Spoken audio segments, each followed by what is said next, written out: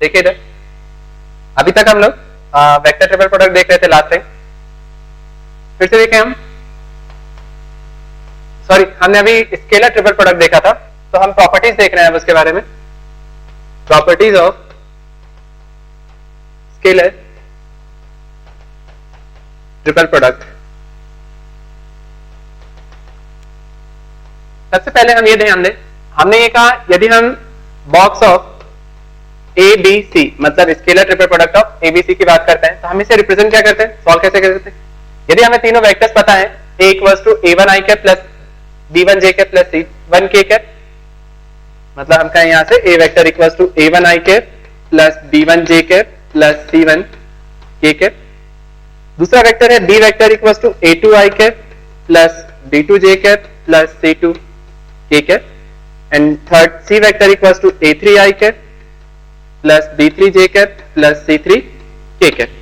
तो हम लोग कहते हैं कि बॉक्स ऑफ एबीसी को क्या होता है डिटरमिनेंट में, a1 b1 c1 a2 b2 c2 a3 b3 and c3।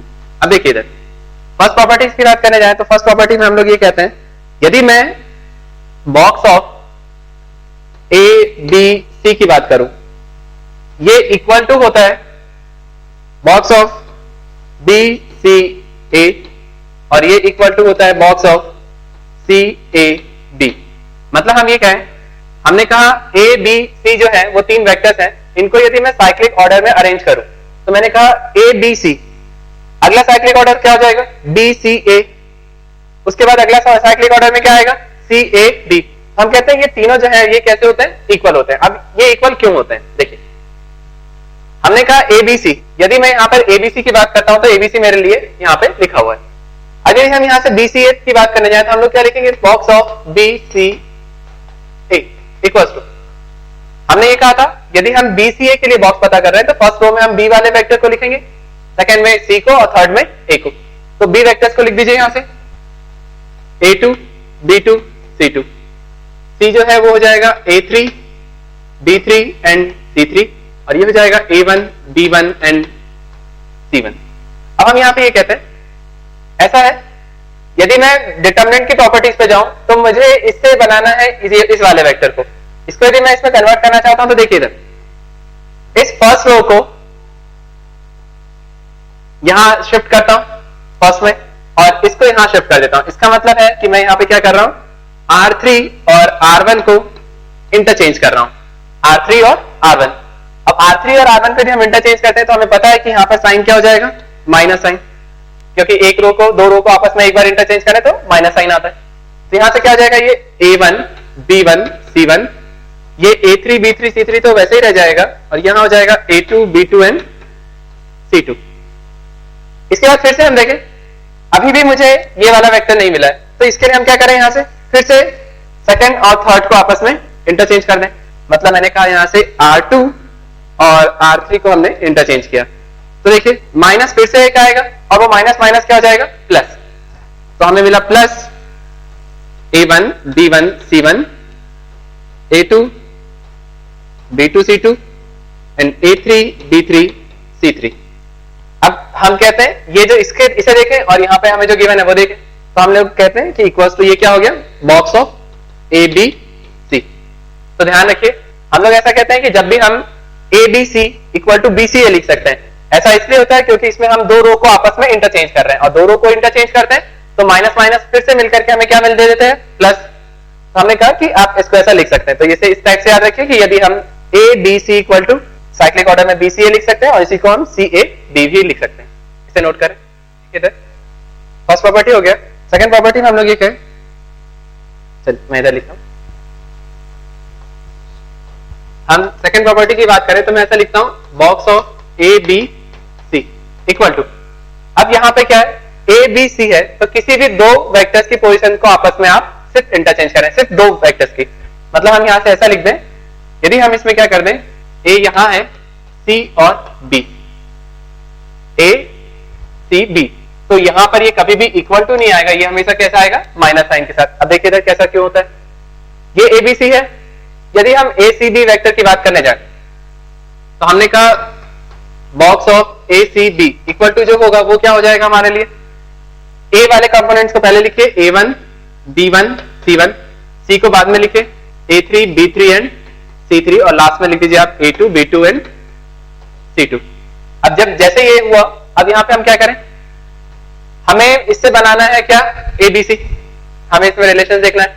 तो ABC बनाने के लिए हम लोग क्या करते हैं, यहां से फर्स्ट प्लेस में तो A1 B1 C1 सही है, सेकंड और थर्ड को आपस में इंटरचेंज कर दें। अब यदि हम यहां पर R2 और R3 को इंटरचेंज करते हैं तो हम कहते हैं कि माइनस साइन आएगा, तो एक माइनस आया, तो ये हो गया आपके लिए A1 B1 C1 A2 B2 C2 and A3 B3 C3। Finally जो ये हो जाएगा माइनस बॉक्स ऑफ ABC। तो देखिए प्रूफ हो गया, box of ABC equal to होता है minus of box of ACB। इसी टाइप से हम ऐसा भी लिख सकते हैं माइनस ऑफ, अब आप क्या कीजिए, अभी हमने क्या किया था, A को वहीं रखा था, B और C वाले की पोजीशन को चेंज करा था। अब हम क्या करते थे, B को कांस्टेंट रखते, A और C को चेंज करते, C B A, तो ये भी माइनस साइन के साथ आएगा। और इसी टाइप से अब C को कांस्टेंट रख के इनके चेंज कर दें, minus of B A C, ये भी माइनस का इनके साथ आएगा आपके पास। इसे नोट कर लीजिए सेकेंड प्रॉपर्टी को।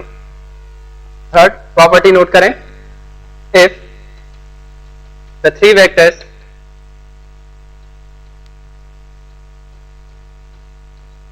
A, B and C are coplanar, then scalar triple product of ABC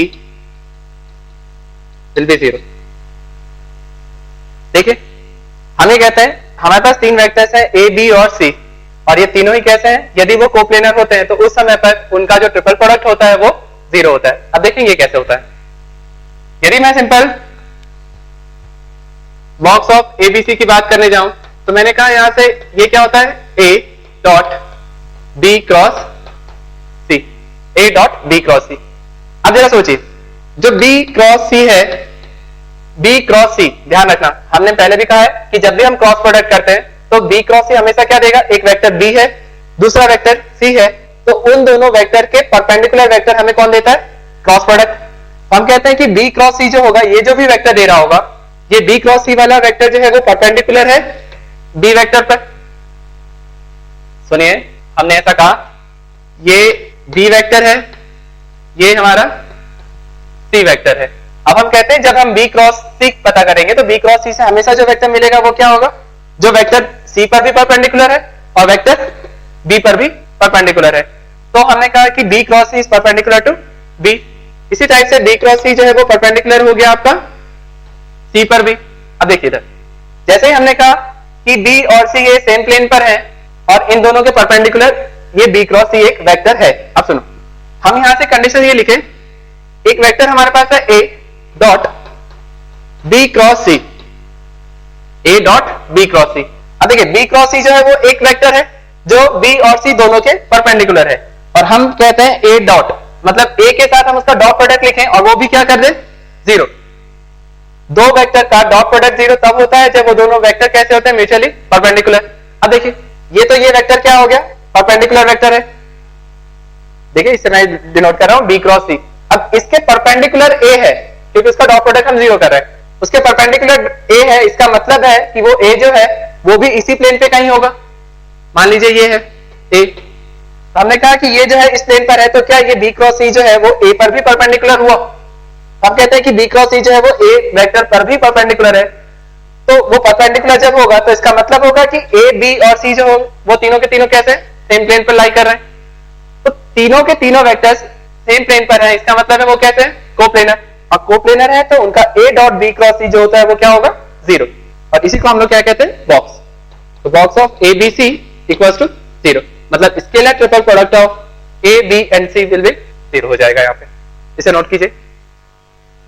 next property देखें, if any two of the vectors A, B and C are equal, then their scalar triple product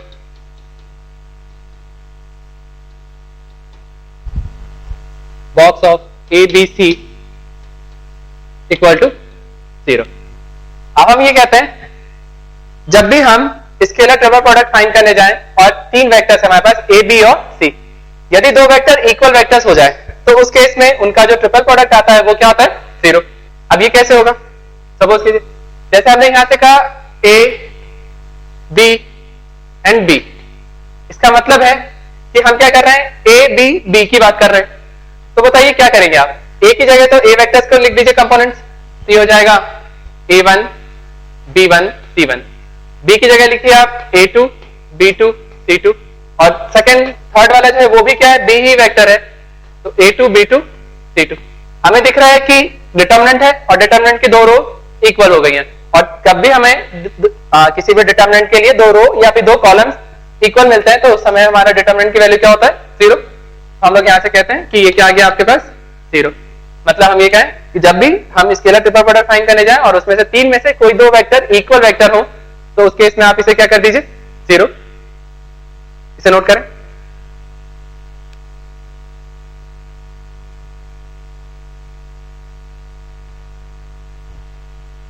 next property देखें,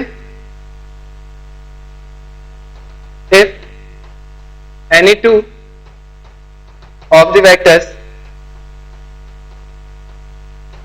a, b and c are parallel,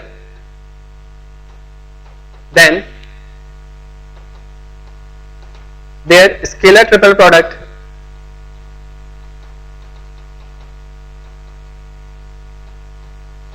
box of a b c equals to 0। अभी हमने कहा कि दो vector यदि equal vector हैं तो उस केस में उनका स्केलर ट्रिपल प्रोडक्ट 0 होता है। इसी टाइप से हम कहते हैं यदि इन तीनों वेक्टर्स में से कोई भी दो वेक्टर यदि उसमें पैरेलल वेक्टर है तो उस केस में भी हमारा जो स्केलर ट्रिपल प्रोडक्ट आता है वो हमारा 0 होता है। अब देखिए कैसे, सपोज करें कि vector A is parallel to vector B, इसका मतलब है कि हम कहते हैं यदि दो वेक्टर पैरेलल वेक्टर हैं तो कंडीशंस क्या है, A equals to lambda times of B vector. अब देखिए हम जब इसके लिए वैल्यू फाइंड करने जाएंगे, हमने कहा ए बी एंड सी, इसी चीज को मैं ऐसा भी लिख सकता हूं, जो ए है उसको मैं लिख देता हूं lambda times of B vector, तो मैंने यहां से कहा lambda times of B vector, ये B vector and C vector. अब देखिए इसे मैं कैसा लिखता हूं, जो फर्स्ट रो है फर्स्ट रो में हम लिखेंगे वेक्टर कौन सा लैम्डा बी, इसका मतलब है जो बी वेक्टर है उस बी वेक्टर को हम लैम्डा से मल्टीप्लाई कर दे थ्रू आउट, क्या आ जाएगा यहां से a2 lambda b2 lambda and c2 lambda. दूसरा वेक्टर है b, उसको इस जगह लिख दीजिए आप a2 b2 एंड c2, और लास्ट जो है वो c, तो a3 b3 and c3। Determinant की प्रॉपर्टीज हम जानते हैं कि यहां से हम इस लैम्डा को कॉमन ले सकते हैं, हमने इस लैम्डा को कॉमन ले लिया यहां से फर्स्ट रो से, तो यहां हमें मिलता है a2 b2 c2, a2 b2 c2, a3 b3 and c3। अब ये फिर से एक डिटरमिनेंट हो गया, और इस डिटरमिनेंट में क्या है आपको दो रो जो है वो इक्वल दिख रही है, तो दो इक्वल रो है, इसका मतलब है कि उनका आंसर क्या होने वाला है 0, लैम्डा इनटू 0, फाइनली आपका आंसर 0। मतलब यदि हम स्केलर ट्रिपल प्रोडक्ट फाइंड करने जाएं और किसी भी दो वेक्टर को यदि हम कहते हैं कि वो पैरेलल वेक्टर है तो उस केस में उनका स्केलर ट्रिपल प्रोडक्ट जो आता है वो आपका 0 आता है। इसे नोट कीजिए। लास्ट प्रॉपर्टी देखें, हम लोग कहते हैं जैसे A dot B cross C, A dot B cross C, तो यहां पर मैं डॉट और क्रॉस की पोजीशन को आपस में इंटरचेंज कर दूं तो भी यहां पर आंसर में कोई चेंज नहीं आता है। मतलब हम क्या करें, हम इसे ऐसा भी लिख सकते हैं A cross B dot C, मतलब हम ऐसा लिखें A cross B dot C, मतलब हमने इन दोनों की पोजीशंस को चेंज कर दिया। यदि हम ऐसा लिखते हैं B dot C cross A, तो हम इसको ऐसा लिख सकते हैं, डॉट की जगह क्रॉस लगाइए तो B cross C dot A। तो ये सारे हम ये कहें जब भी आप स्केलर ट्रिपल प्रोडक्ट करने जा रहे हैं तो डॉट और क्रॉस को आपस में आप इंटरचेंज कर सकते हैं, आंसर में कोई चेंज नहीं आएगा। इन प्रॉपर्टीज को ध्यान रखें क्योंकि मैक्सिमम क्वेश्चन जो होते हैं वो इन प्रॉपर्टीज पे बेस्ड होता है, इन्हीं प्रॉपर्टी का यूज करके हमें क्वेश्चन सॉल्व करना होता है। इसे नोट कीजिए, अब मैं इस पे कुछ प्रॉब्लम्स करवाता हूं। प्रॉब्लम नोट करें। The set of values of n for which vectors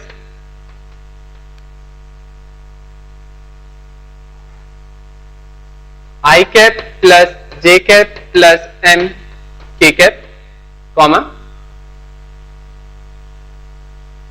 I cap plus j cap plus m plus 1 k cap and I cap minus j cap plus m k cap are coplanar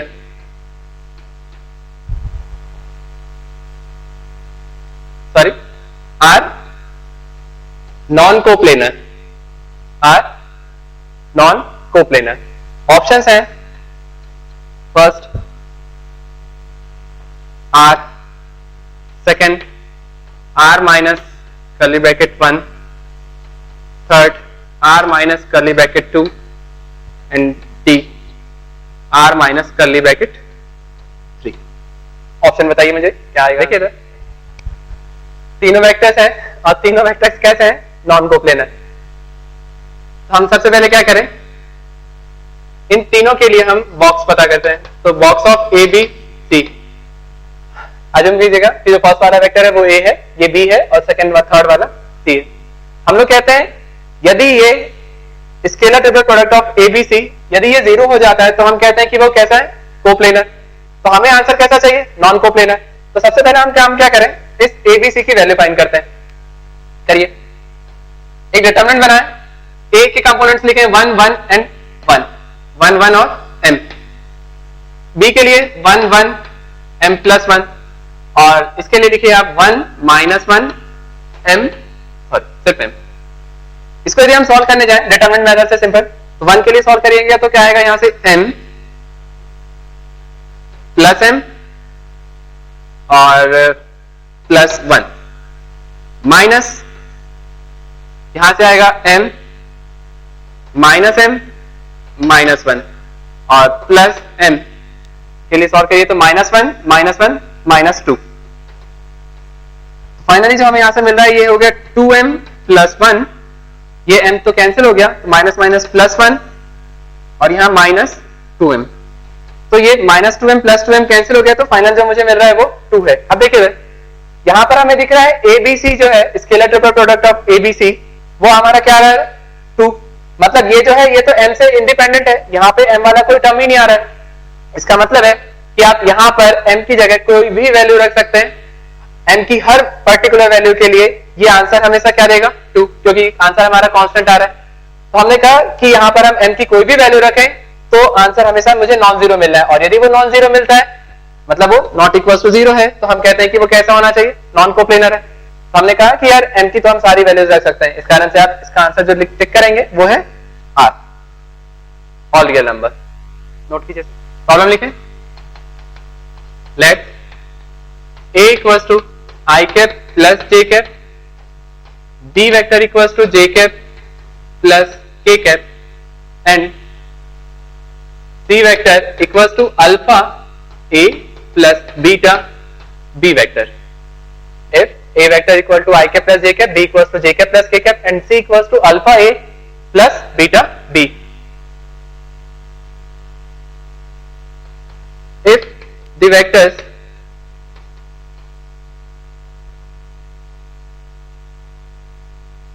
I cap minus 2j cap plus k cap and 3I cap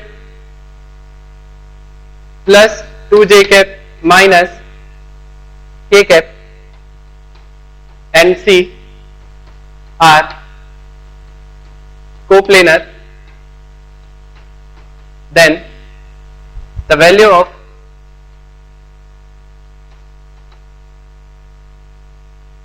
alpha by beta is, और option है आपके पास 1 2 3 and -3? जरा मुझे answer दें आप लोग। 1 2 3 and -3।